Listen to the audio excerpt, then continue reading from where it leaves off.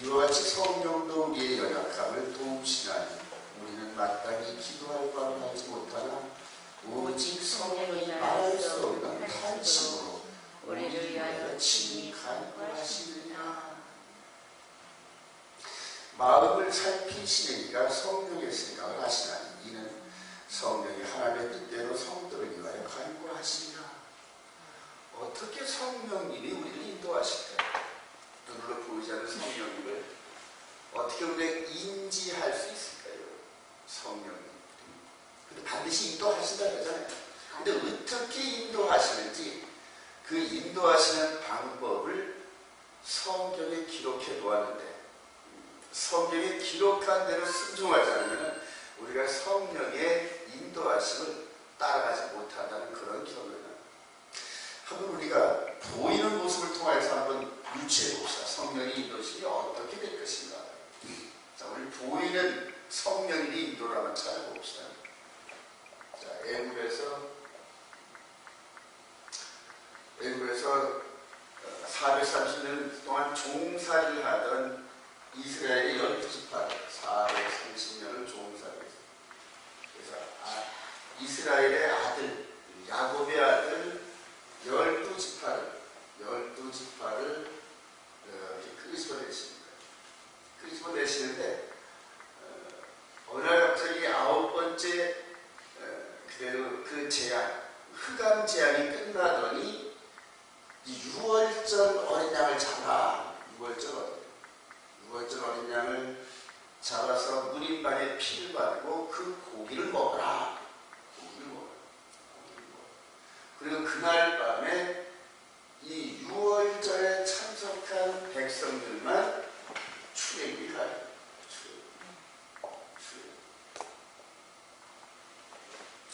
이런 모든 부분들이 보이지 않는 하나님의 음성을 통하여 누구를 통해 전달되었다? 모세를 통하여. 자, 우리가 성령님이 인도하시냐 이런 방법을 지금 하나하나 유추해가는 겁니다. 자, 이렇게 해서 출애굽을 하는데 홍해를 거듭니다. 출발하면서 46일째 되는 날 우리가 출애굽이 시구나 시내산에 도착합니다. 시내산에 도착해가지고 50일째 되는 날 뭘 받았다? 그래, 말씀을 받았어요. 뭐냐? 시내산 시내산을 받으니 이게 오순절. 자, 6월절, 그 다음에 오순절, 그 다음에 광야 40년을 거쳐서 가나안 땅을 들어가는데 출애굽한 백성들 중에서 여호수아와 갈렙만 들었어요. 이 40년 여정 동안에 뭐가 힘들었까? 구름 기둥과 불 기둥이 힘들었어요. 자, 여기에서 시내산에서 언약을 받고 1년 동안 성막을 지었는데 성막에 구름 기둥과 불 기둥이 인도하면서 이 과정을 불 기둥, 구름 기둥, 이 불 기둥과 구름 기둥이 인도하면서 때로는 구름 기둥과 불 기둥이 자리에 머물면 자리에 머물 때까지 계속 머물고, 그래서 이 구름 기둥, 불 기둥 따라서 계속 40년의 여정을 광야 40년 동안에 빼고 돌면서 불순종의 백성들은 전부 다 걸러내고 여호수아 갈렙만 들어요. 그러면서 이 가나안 땅에 들어가가지고 그대로 구원의 완성을 이루는 백성들의 상징이 초막절이에요. 초막절의 절기죠. 자, 여기서 우리가 주목할 게 봄절기에 6월절, 그 다음에 오순절을 기점으로 해서 가을절에 초막절의 절기, 이 세 부분을 잘 인용해야 됩니다. 자, 이게 무슨 절기? 여호와의 절기다. 그래서 이스라엘 백성들에게 우리 출애굽기 20단 한번 가볼까요? 여기 적어놓고 출애굽기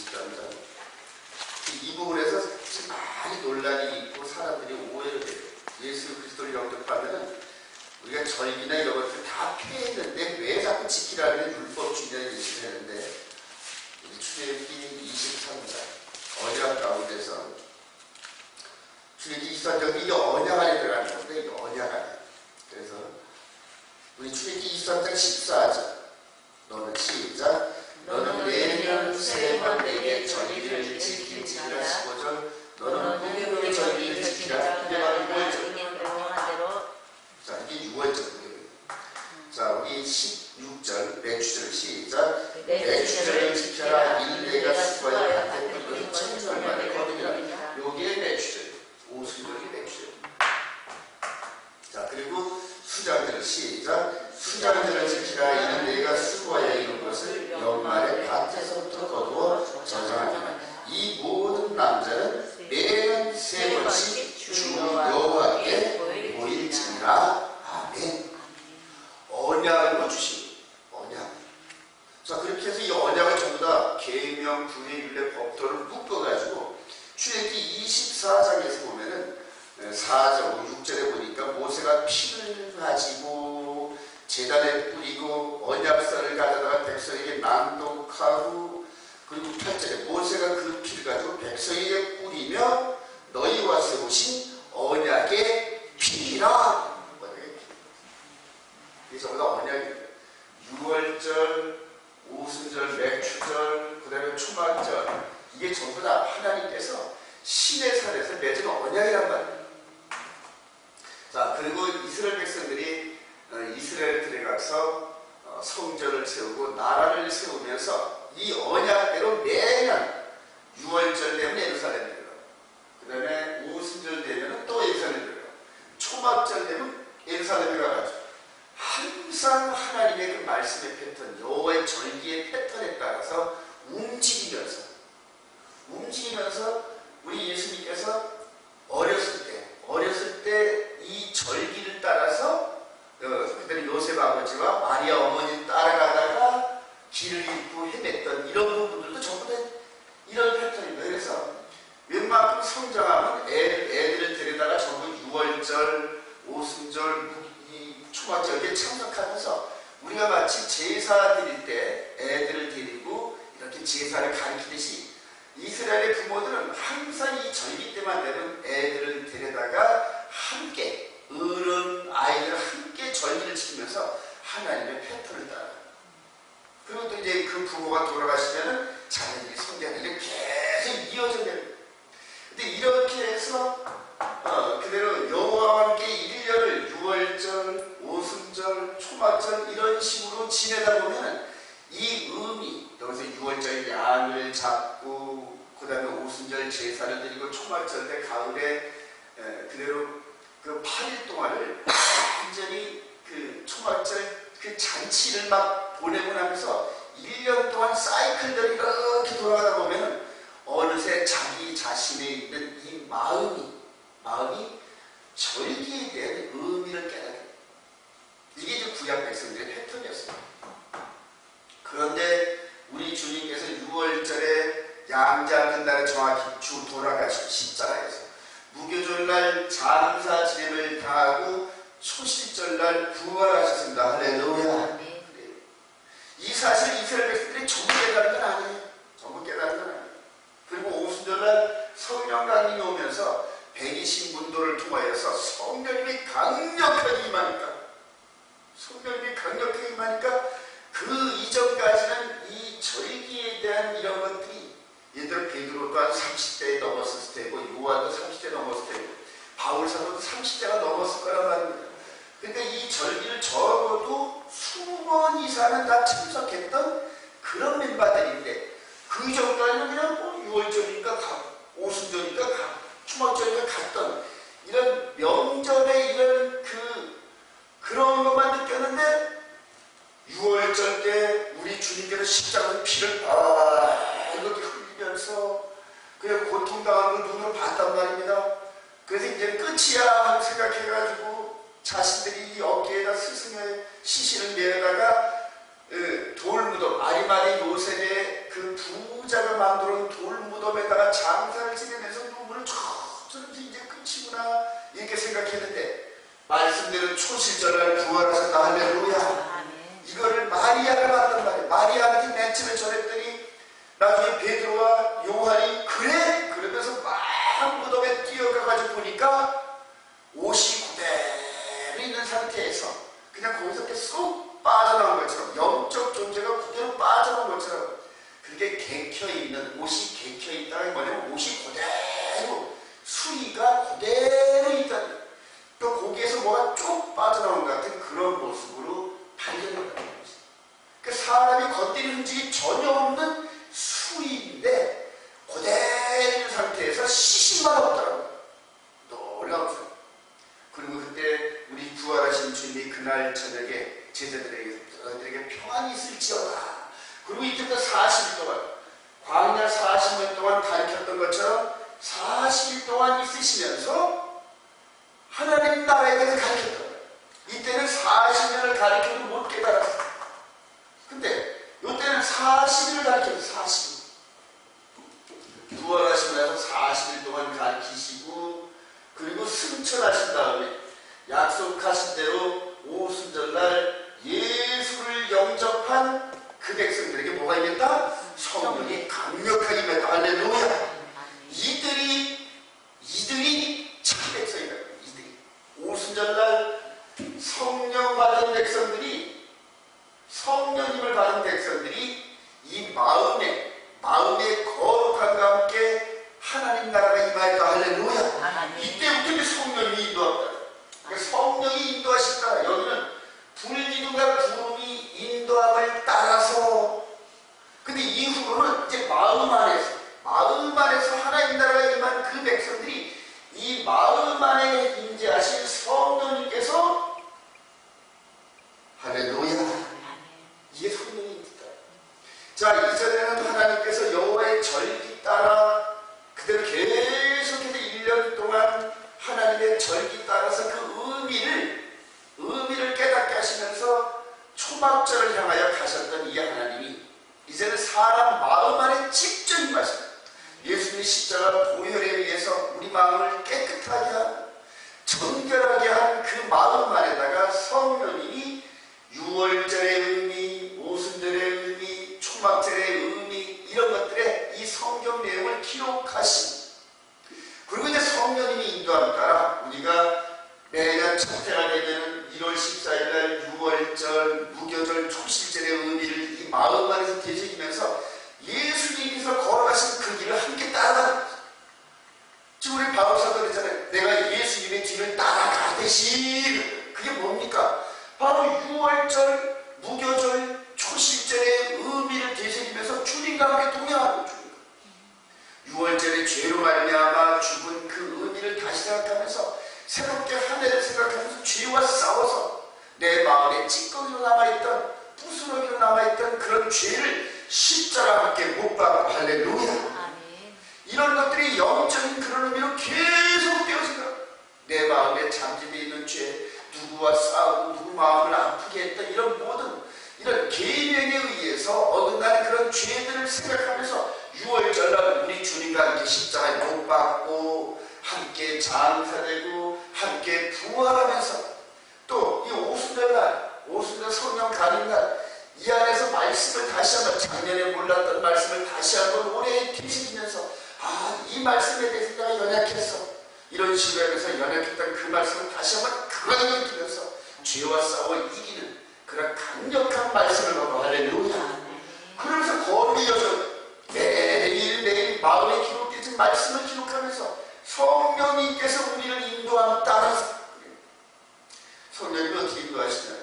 누가 막 말다툼과 싸우다가 그냥 막 우리 육신의 생각대로 막 열이 받아가지고 점점 소리가 높아지려고 할 때 성령님께서 내 마음 안에 있는 이 악한 것들을 지적하는데 살인하지 말지니라 하는 6번째 계명을 슬쩍 비춰주신다. 나는 내 생각은 육신의 생각 따라 열을 받아서 상대와 막 싸우나 하는데 이러다가 이제 주먹다짐도 하고 나중에 절규할 것 같아. 내 육신의 생각은 그런단 말이야. 그런데 내 마음 안에 계신 성령님께서 내 마음의 어두움을 살짝 비춰주면서 거기서 6번째 계명, 살인하지 말지니라. 거짓말하고 싶은 마음이 막 마음에 펄펄 야, 이거 한 번만 거짓말하면 돈이 얼마가 생기는데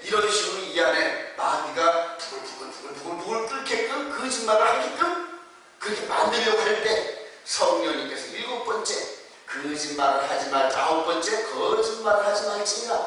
탐내려는 그런 마음이 생길 때마다, 즉 탐심 때문에 요것만 살짝 넘어가면 내가 뭔가 이득이 있을 수가 있어 이렇게 생각하면서 이 마음 안에 막 탐욕이 불불불 끓어오를 때 성령님께서 10번째 계명을 슬쩍 비춰주면서 탐내지 말지니라.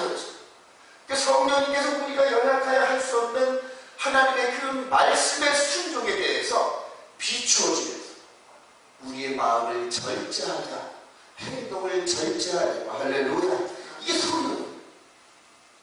이게 성령님께서 예수 그리스도의 거룩한 보혈의 은혜를 덧입고 예수의 마음을 향하여 달려가는 우리들, 즉 초막절의 혼인잔치 이것을 향하여 달려갈 때 성령님이, 즉 우리의 신부, 마음을 거룩하게 한 예수님과 똑같은 모습의 아름다운 마음을 몸단장을 시키는 성령님께서 우리 마음을 얼마나 거룩하게 다듬어하시는지 몰라요. 근데 그걸 뭘로 다듬으신다? 말씀으로 다듬으신다. 할렐루야. 이게 바로 성령님께서 우리를 인도해 가시는 그런 자리예요. 저는 다시 로마서는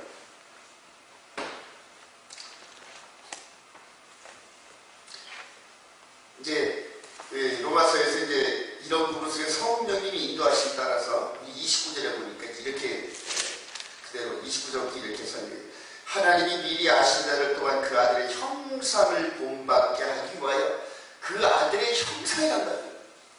그러니까 죄와 허물로 죽어있는 저와 여러분들이 이 마음을 예수님의 형상을 담게끔 그렇게 다듬어간다는 거예요. 자, 우리 30절에 또 미리 정하신 그들을 부르시고 부르신 그들을 또한 의롭다 하시고 의롭다 하신 그들을 또한 영화롭게 하셨느니라. 이 영화의 단계까지 저와 여러분들이 가야 된다. 영화의 단계까지 완전히 걷다고 예수님과 똑같이 그냥 빛이 번쩍번쩍 납니다. 즉 첫사람 아담이 죄를 짓기 이전에 옷을 뻘겋고 있었어도 부끄러운 게 전혀 없는 게 그때는 영화의 옷을 입었다. 영화의 옷.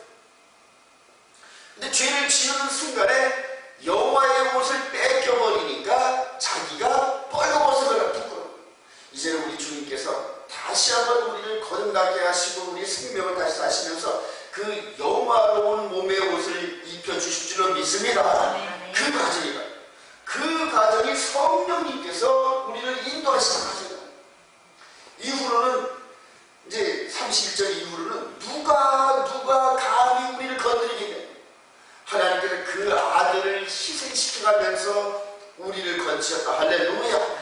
성령님을 통하여 우리를 예수 그리스도 닮아가는 모습으로 우리를 다듬어가신다. 그리고 그 길을 순종하면서 무슨 길? 좁은 길이요. 죄를 이기는 길. 우리 주님이 걸어가셨던 그 길, 십자가의 그 길을 따라가는 저와 여러분들에게 정말로 하나님께서 얼마나 지대한 가심을 갖는지. 자, 이런 부분에서 우리가 위로를 가지면서 우리 37절 이하를 읽어봅시다. 그러나 시작. 그러나 이 모든 일에 우리를 사랑하시는 말이나 우리가 넉넉히 이기느니라. 내가 확신하노니 사망이나 생명이나 천사들이나 권세들이나 현재이나 장래이나 능력이나 높음이나 깊음이나 그 어떤 피조물이나 어떤 분이나 그리스도 예수 안에 있는 하나님의 사랑에서 끊을 수 없으리라. 할렐루야. 그래요. 이것을 저는 요즘에 깨달아요. 여러분들 깨닫고 있는 줄로 믿으시면 아멘. 이 안에 성령의 인도함 따라서 말씀 따라 그대로 따라가는 우리들이 바로 우리 하나님께서 인도하시는 초막절 혼인잔치의 자리까지 인도하시고 그 자리에 저와 여러분들이 만날 줄 100% 확신합니다.